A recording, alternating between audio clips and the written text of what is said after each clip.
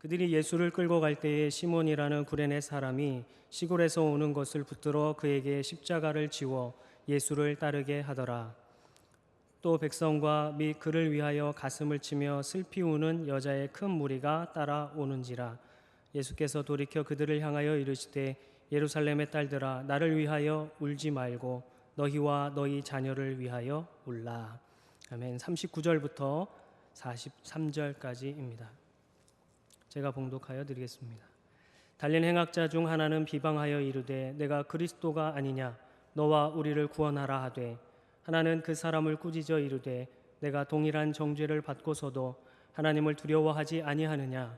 우리는 우리가 행한 일에 상당한 보응을 받는 것이니 이에 당연하거니와 이 사람이 행한 것은 옳지 않은 것이 없느니라 하고, 이르되 예수여, 당신의 나라에 임하실 때에 나를 기억하소서 하니, 예수께서 이르시되 내가 진실로 내게 이르노니 오늘 내가 나와 함께 낙원에 있으리라 하시니라. 아멘. 마지막으로 50절에서 56절 말씀입니다. 공회 의원으로 선하고 의로운 요셉이라 하는 사람이 있으니 그들의 결의와 행사에 찬성하지 아니한 자라. 그는 유대의 동네 아리마대 사람이요 하나님의 나라를 기다리는 자라. 그가 빌라도에게 가서 예수의 시체를 달라 하여 이를 내려 세마포로 싸고 아직 사람을 장사한 일이 없는 바위에 판 무덤에 넣어두니 이날은 준비일이요 안식일이 거의 되었더라. 갈릴리에서 예수와 함께 온 여자들이 뒤를 따라 그 무덤과 그의 시체를 어디에 두었는지를 보고 돌아가 향품과 향유를 준비하더라. 아멘. 오늘 참 제자의 삶이란 제목으로 함께 은혜 나눌 텐데요. 한번 제목을 따라해 보겠습니다. 참 제자의 삶. 네, 이혜봉, 남윤철, 김응현, 박육근, 이지혜, 김초원, 최혜정, 강민규, 전수영, 고창석, 윤이나, 양승진, 이분들을 혹시 아시는 분이 계시나요? 예, 이분들은 세월호 사건 때 자신들의 제자들을 구하고 조용히 사라져가신 선생님들의 이름입니다. 제가 시작부터 선생님들의 이 이름을 이렇게 호명한 것은 이들에게서 참된 스승의 모습을 보았기 때문입니다. 참된 스승은 어떤 사람일까요? 그것은 아마도 스스로 학생들의 종이 되어서 그들을 섬기는 스승이 참된 스승이라 생각합니다. 분명 아이들의 존대를 받아야 하는 그런 선생님입니다. 그러나 스스로 자신의 생명도 아끼지 않고 아이들을 먼저 생각했던 선생님들, 죽음 앞에서도 두려워하지 않고 기꺼이 아이들의 종이 되어 아이들을 먼저 살리려고 했던 선생님들, 그들이 참된 스승이 아닐까 생각합니다. 과연 이 선생님들의 그 힘과 행동의 원천은 무엇이었을까요? 바로 사랑이라고 믿습니다. 아이들을 사랑하는 마음이 그들로 하여금 기꺼이 물이 차오르는 그 배 밑으로 들어가게 했다고 믿습니다. 이들은 20대에서 50대까지 청장년을 불문하고 이들 교사들은 자신을 돌보지 않고 아이들의 구조에 힘썼습니다. 자기 몫의 구명조끼를 아이들에게 입혔고 배를 빠져나오는 대신에 아이들이 있는 배 밑으로 내려갔습니다. 아이들이 선생님을 걱정하지 마라, 너희부터 나가고 선생님 나갈게 라는 그런 말들을 했습니다. 오히려 빨리 나가라, 이쪽으로 나와라 외치면서 한 명의 학생이라도 더 구하기 위해 힘썼던 선생님들입니다. 예수님은 친구를 위해 자신의 목숨을 주는 것보다 더 큰 사랑이 없다고 말씀하셨습니다. 그렇게 볼 때 이들이야말로 정말 참된 스승이라 생각합니다. 이런 사랑을 받은 제자들이 정말 선생님의 뜻을 헤아린다면 이 땅에 꼭 필요한 사람으로, 다음 세대를 살리는 그런 사람으로 살아가지 않을까 생각합니다. 어쩌면 그것이 마땅하고 당연한 일이겠지요. 우리에게도 이런 좋은 스승이 있습니다. 나를 사랑하셔서 제자들과 함께 하기 위하여 이 땅에 먼저 오셨고 기꺼이 우리의 종이 되셨습니다. 그 이유는 단지 나를 사랑하시기 때문이죠. 늘 우리 곁에서 이야기하시며 드시고 주무시고 함께 호흡하셨습니다. 생활 속에서 말씀하신 대로 사는 모범을 보여주셨습니다. 자신의 목숨까지도 아끼지 않고 나 대신에 죽음을 맞이하셨습니다. 그 십자가의 죽음은 사랑의 진정한 승리였습니다. 배에서 먼저 도망간 그런 사람들이처럼 밖에서 나오라고 소리만 치신 것이 아닙니다. 배 밑으로 들어가 우리를 건져내셨습니다. 우리는 이런 예수님을 믿고 따르는 제자들입니다. 나를 위해 죽으시고 부활하셔서 우리에게 참된 생명을 허락하신 그 참된 스승을 따르는 제자들은 어떻게 살아야 할까요? 아마도 그 스승의 뜻을 헤아려 그 뜻에 합당하게 살아가는 것이 마땅하다고 생각합니다. 그럼 어떻게 살아가는 것이 그리스도의 제자로서, 참된 제자로서 살아가는 것인가? 세 가지로 함께 살펴보면서 귀한 은혜의 시간이 되기를 축복합니다. 첫째는 십자가를 지는 삶입니다. 어떤 삶이요? 십자가를 지는 삶입니다. 오늘 본문 첫 부분에 읽었던 것을 보면 예수님께서 가진 고난과 수모를 겪으시고 골고다 언덕을 향해 나가시는 장면이 나옵니다. 그런데 예수님은 십자가를 지시고 가실 수 없을 정도로 매를 맞으시고 정신이 혼미하게 되셔서 도저히 한 걸음도 더 나아가실 수가 없었습니다. 이때 시골에서 두 아들을 데리고 올라오던 구레네 사람 시몬을 발견하게 됩니다. 로마의 그 병정은 그 시몬에게 예수님의 십자가를 대신 지게 명령합니다. 그리고 누가의 표현을 보면 시몬이 예수님을 따르게 했다고 합니다. 여기서 따르다라는 말은 뒤에서 나르다라는 의미가 들어 있습니다. 예수님이 가신 길 뒤에서 자신에게 주어진 십자가를 지고 나르는 것을 말씀하는 것입니다. 구레네 사람 시몬은 정말이지 그 수치스러운 십자가를 지고 싶지 않았을 것이에요. 자기는 그냥 자기 아이들을 데리고 집에 가서 쉬고 싶었을 것입니다. 근데 로마 병정이 갑자기 자기에게 명령을 합니다. 그 명령을 어기면 자기도 목숨을 빼앗길 수 있기 때문에 어쩔 수 없이 자기 자신의 뜻을 부인하고 십자가를 집니다. 그리고 예수님의 뒤에서 예수님을 따라가게 됩니다. 이 장면을 볼 때 마태복음 16장 24절이 떠오르게 됩니다. 이렇게 나와 있습니다. 이에 예수께서 제자들에게 이르시되 누구든지 나를 따라오려거든 자기를 부인하고 자기 십자가를 지고 나를 따를 것이니라. 아멘.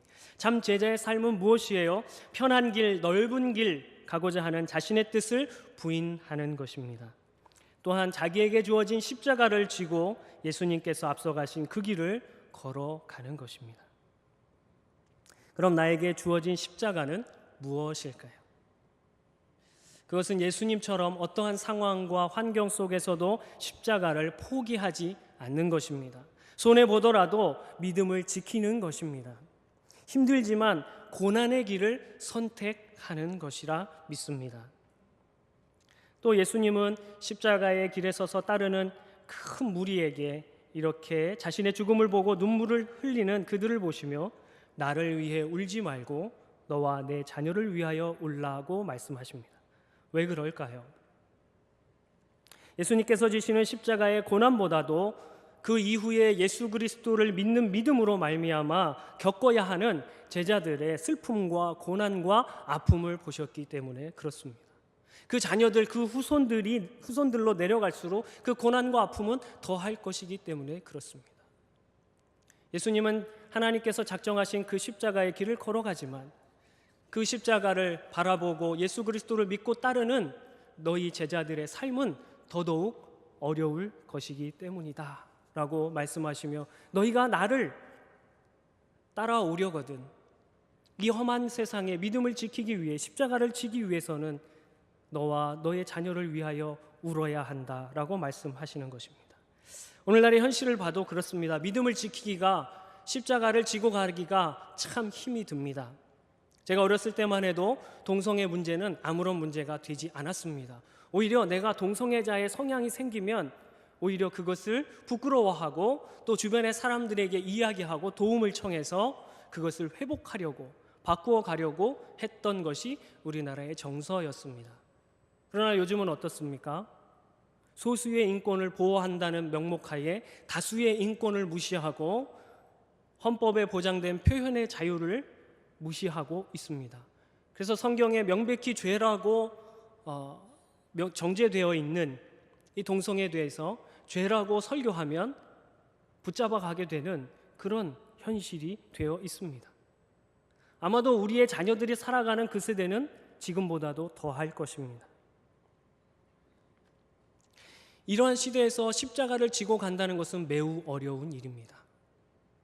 그러나 참된 제자의 삶은 이러한 상황과 환경 속에서도 예수님처럼 십자가를 포기하지 않는 것입니다. 내게 손해가 있을지라도 믿음을 지켜가는 것입니다. 쉬운 길을 선택하는 것이 아니라, 편한 길을 선택하는 것이 아니라 고난의 길을 선택하는 것입니다. 그래서 예수님은 그 큰 무리를 보고 너와 내 자녀를 위하여 울어라 라고 말씀하십니다. 여기에 울라라는 뜻은 목놓아 통곡하다라는 뜻입니다. 그만큼 우리의 믿음을 지키는 것이 어렵다라는 것입니다. 예수님께서 내가 마지막 날에 올 때 믿음을 보겠느냐라고 말씀하셨어요. 십자가를 지고 가는 사람이 과연 있겠느냐라고 말씀하시는 것입니다. 참된 제자의 삶을 살기로 마음에 결정하시는 우리 사랑하는 성도님들, 참된 제자의 삶을 살아가기 위하여 십자가를 기꺼이 지시는 여러분이 되기를 축복합니다. 지금 나에게 처해진 그 문제들, 재정적인 문제, 건강의 문제, 관계들의 문제, 또한 바리새인과 사두개인들이 구하는 것들과 이방인들이 구하는 것들을 위해서만 울지 말고 자신과 가정에서부터 십자가를 포기하지 않기 위해 울부짖는 그들이 예수님의 참된 제자이기 때문에 그렇습니다. 이런 눈물이 회복되기를 바랍니다. 참된 제자는 예수님의 십자가를 지고 가야 하는데, 내게 주어진 그 십자가는 다름 아닌 내가 사는 이 시대에 자신을 정결하게 지켜가는 것이며, 내 자녀들이 예수 그리스도를 만나고 그 진리 안에 거하며 제자답게 살아가도록 만드는 것입니다. 오늘부터라도 나의 안락한 삶을 포기하고 말씀을 따라 진리를 지켜가는 삶을 살기로 결정합시다.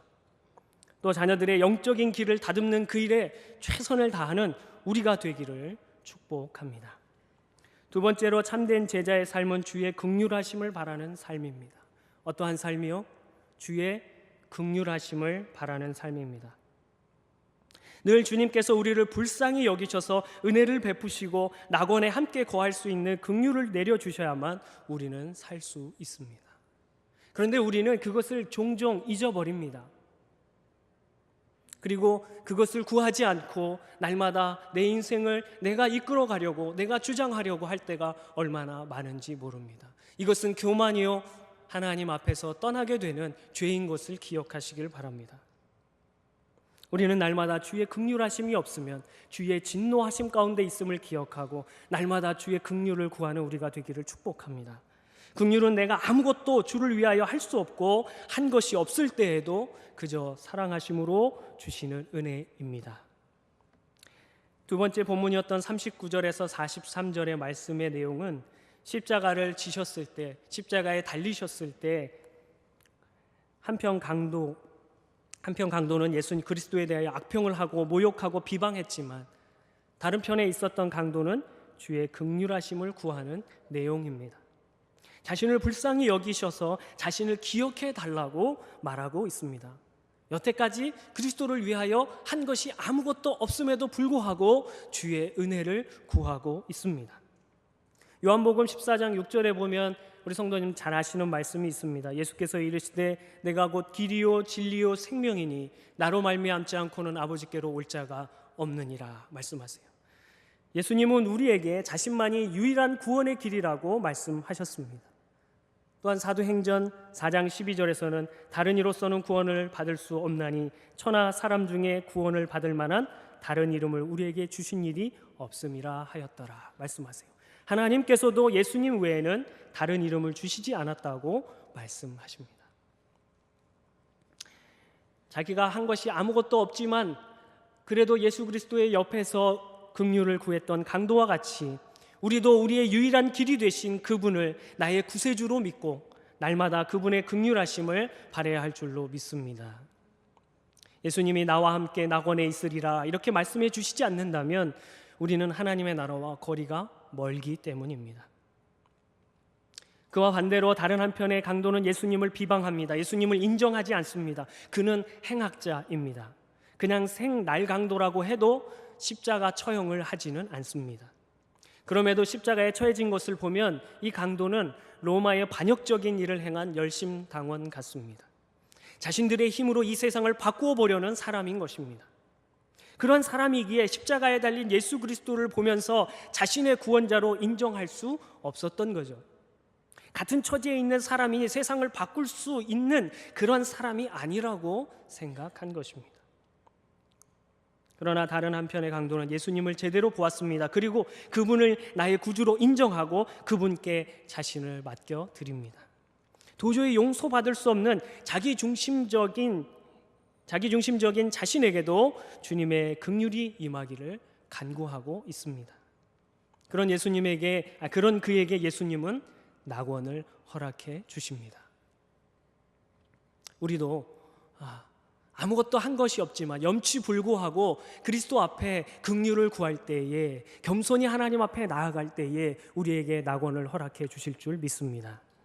마가복음 10장 46절에서 52절을 보면 소경 바디메오의 이야기가 나옵니다. 바디메오는 디메오의 아들이라는 뜻인데요, 이 사람은 소경으로 태어났습니다. 이 사람이 예수 그리스도가 지나가신다 하는 이야기를 듣고 소리를 지르기 시작합니다. 다윗의 자손 예수여, 나를 불쌍히 여기소서. 그러자 많은 사람들이 시끄럽다고 조용히 하라고 시킵니다. 그러나 그는 그럼에도 아랑곳하지 않고 더욱 소리를 질러서 자신을 불쌍히 여겨달라고 외칩니다. 그러자 예수님은 드디어 멈추어 서셨고 그를 불렀으며 무엇을 해주기 원하느냐라고 말씀하셨어요. 그럴 때 그는 보기를 원합니다 라고 말하자 너의 믿음이 너를 구원하였다 라고 말씀하시며 포기하셨습니다. 바디메오는 사람들의 눈치를 보지 않았습니다. 바디메오를 아무짝에도 쓸모없다고 여기는 그런 사람들의 비난에도 예수님의 긍휼만을 바라보았습니다. 그때 그는 구원을 받았고 눈을 뜨게 되었고 그의 문제가 해결되었고, 그리고 그 길로 예루살렘을 향하시는 예수님의 마지막 여행길에 제자로 따라 나서게 됩니다. 우리도 바디메오와 같이 그렇게 주님의 긍휼하심을 바라는 그런 우리가 되기를 축복합니다. 세 번째로 참된 제자의 삶은 자신의 모든 것을 드리는 삶입니다. 어떤 삶이요? 자신의 모든 것을 드리는 삶입니다. 오늘 본문 50절에서 56절에 나오는 본문에서는 한 사람이 나옵니다. 그는 아리마대 요셉이라는 사람입니다. 그는 자신의 모든 것으로 주님을 예배한 제자입니다. 아리마대 요셉은 공회 의원입니다. 그렇지만 예수님을 죽이는 일에는 가담하지 아니한 의로운 사람이라고 소개합니다. 또 다른 복음서에서 보면 부자이고 선한 사람이라고 말합니다. 그는 예수님의 장례를 마무리한 사람입니다. 예수님이 죽음으로써 이제 소망이 사라진 듯한 시점에서도 참으로 그리스도를 따르는 사람이었습니다. 예수님을 믿다가 모든 소망이 보이지 않게 된 듯하여도 실망하지 않고 자신이 준비해 놓은 좋은 것으로 예수님의 장례를 마무리합니다. 같은 공회에서 미움을 받고 심지어 내어 쫓길지도 모르는 그런 상황이지만 아리마대의 요셉은 예수님의 시신을 달라고 빌라도에게 가서 요청합니다. 그리고 장사해 본 일이 없는 새 무덤에, 깨끗한 곳에 예수님을 세마포로 싸서 거기에 넣습니다. 예수님을 죽이자고 할 때에 공회에서 반대했던 한 사람입니다. 그것으로도 충분히 다른 사람에게 공격을 받을 만합니다. 그런데도 아랑곳하지 않고 예수님의 시신을 가져다가 자신이 사놓은 한 번도 장례를 치르지 않은 굴에 모십니다. 자기가 가지고 누릴 수 있는 세상의 것을 포기하는 것입니다. 썩어질 땅의 것을 포기하여 위의 것을 가지는 것입니다. 모든 권력과 부를 포기하는 것 같지만 그는 영생을 얻었고 썩지 아니할 모든 것을 소유하게 되는 것입니다. 예화를 하나 들고 설교를 마무리하려고 합니다. 인디안 부락에서 선교하시는 한 선교사님이 있었습니다. 어느 날 인디안 추장이 예수 그리스도를 구주로 영접하고 그리스도 안에서 그의 삶이 변화되었습니다. 얼마 후 이 추장은 구원받은 것을 감사하기 위해 예물을 가져왔습니다. 선교사님, 주님께서 저에게 생명을 주셨으므로 그 은혜에 보답하고자 이 사슴 가죽을 가져왔습니다. 하나님께 바치기를 원합니다. 선교사는 이 말을 듣고 조용히 대답해 주었습니다. 미안하지만 하나님은 이 사슴 가죽을 쓰실 수가 없습니다. 인디안 추장은 이 말을 듣고 실망하여 돌아갔습니다. 그리고 얼마 후에 한 마리 백마를 가지고 와서 또 자기의 소원을 이야기했습니다. 선교사님, 이것은 이 불악에서 나와 아주 중요한 사람들만 타고 다니는 말인데 이것을 하나님께 바치고 싶습니다. 선교사는 이번에도 그 말을 하나님이 받으실 수가 없다고 했습니다. 그 다음에는 추장이 뼈로 만든 머리 장식을 가져왔습니다. 선교사님, 이것은 추장의 상징입니다.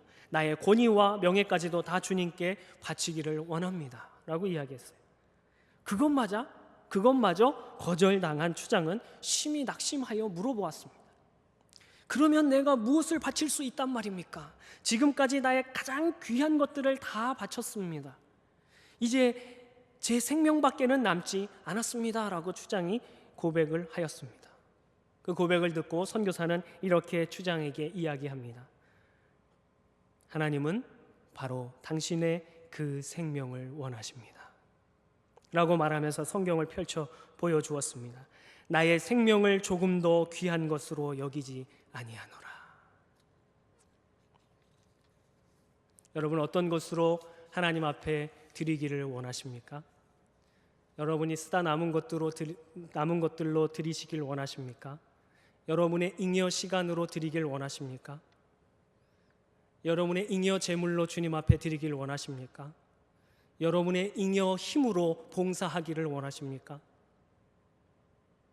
세상에 어떻게 하면 잘 되고 잘 사는 방법들을 위해서 머리 썼던 그 머리의 잉여 부분으로 하나님의 말씀을 듣고 이해하려고 하십니까?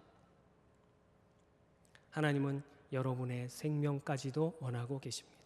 가장 좋은 것으로, 이 모든 것으로, 내게 주신 모든 것으로 주님을 섬기는 우리가 되어서 참된 제자의 삶을 살아가게 되시기를 축복합니다. 말씀을 맺도록 하겠습니다. 중국 무협 영화를 보면 무림의 고수들이 나옵니다. 그들에게 그 스승의 마음을 알고 진실로 따르는 제자들이 또한 나오게 되지요. 그들에게 스승은 자신만의 무예를 전수해 줍니다. 그러면 그 전수받은 제자들이 무림에 나가서 그 무예를 선보이면 그 무예를 보고, 제자의 무예를 보고 누구를 알게 되죠? 그 스승을 알게 되죠. 아, 이 무술은 누구의 무술이다. 고수는 그들만의 무예가 있기 때문에 그렇죠. 우리는 그리스도를 스승이요 인도자요 구원자요 심판주로 모시고 섬기며 그의 도를 따라가는 사람들입니다. 그래서 우리를 세상의 사람들은 그리스도인이라고 부릅니다. 세상의 많은 사람들은 우리의 삶을 통해 그리스도를 보고 싶어 합니다. 하나님도 우리를 통해 그리스도를 보이시고 싶어 합니다.